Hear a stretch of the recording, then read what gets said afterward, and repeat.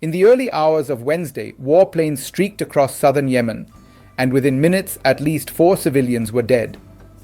Here is the question that matters far beyond Dale province. Is Yemen sliding into a new internal war inside a war that has already consumed a decade? And could this fracture finally shatter the regional order holding the conflict together? What happens next will decide whether Yemen's conflict stabilizes into an uneasy balance or explodes into something far more dangerous. If the Saudi-led coalition succeeds in crushing the separatist challenge, it may reassert control, but at the cost of deepening southern resentment. If it fails, Yemen risks formal fragmentation, opening new fronts that could draw in regional powers, disrupt shipping lanes, and reshape Middle Eastern security at a moment when the region is already under strain.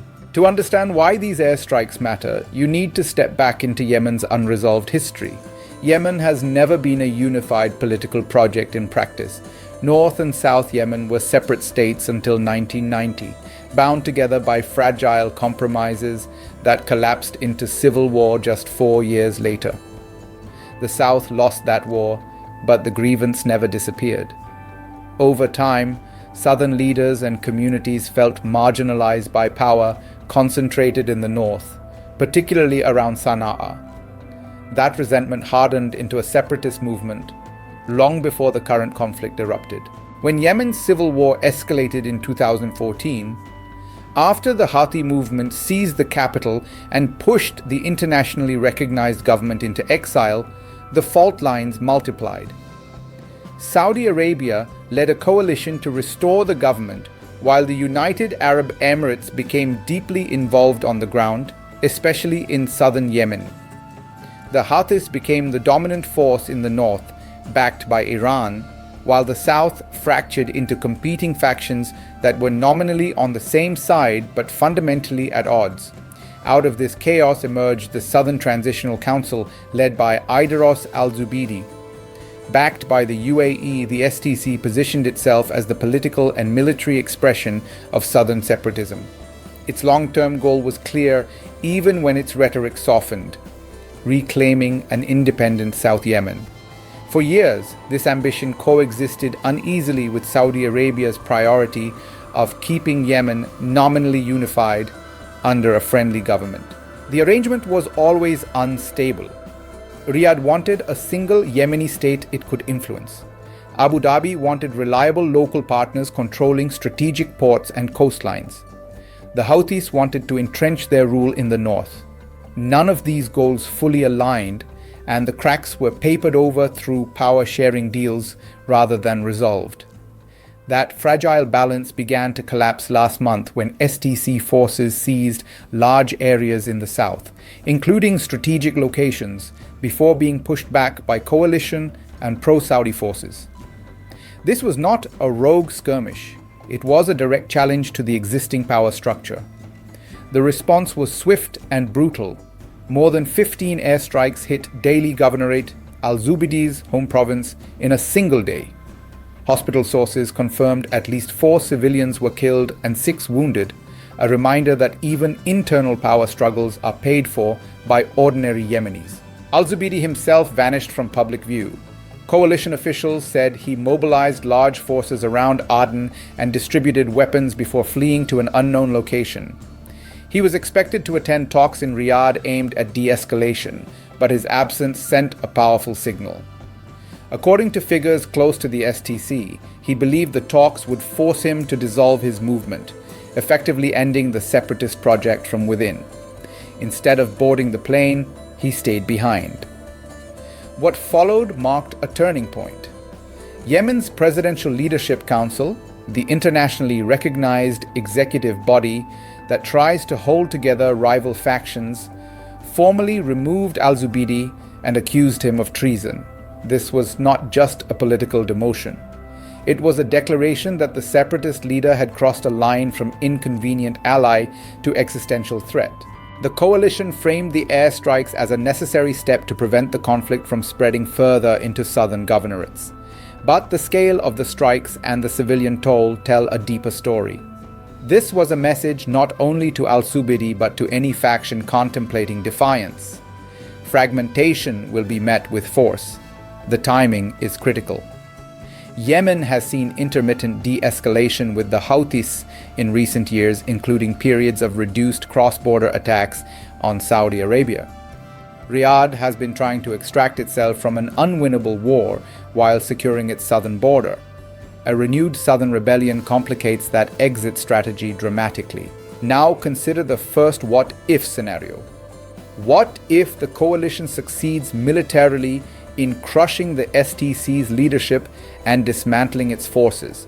On the surface, this restores order, but beneath that calm lies a deeper instability. Southern grievances would not disappear. They would be driven underground. Armed groups could fragment into smaller, less controllable militias. The legitimacy of the central government would erode further in the south, creating space for extremist groups or criminal networks to expand. Stability achieved through airstrikes is often temporary. Now consider the second scenario. What if the STC survives, regroups, and consolidates control over parts of the south? Yemen effectively splits. A Houthi-controlled north, a separatist south, and a weakened central authority caught in between. This fragmentation would redraw the strategic map of the Arabian Peninsula. Control over ports like Aden and shipping routes near the Bab el-Mandeb Strait would become contested not just locally, but internationally. That strait is one of the world's most critical maritime choke points. Roughly 10% of global trade passes through nearby waters, including energy supplies bound for Europe and Asia. Any prolonged instability there sends shockwaves through global markets. Insurance costs rise, shipping routes divert, and prices climb. What looks like a local power struggle quickly becomes a global economic risk. The regional implications are just as serious. Saudi Arabia faces the prospect of managing not one hostile or unstable entity on its southern border, but two. Iran, already backing the Houthis, could exploit further fragmentation to expand its influence indirectly. The UAE, deeply invested in southern Yemen's security architecture, would face pressure to protect its interests without openly clashing with Saudi objectives. The Gulf coalition, already strained, would be tested again.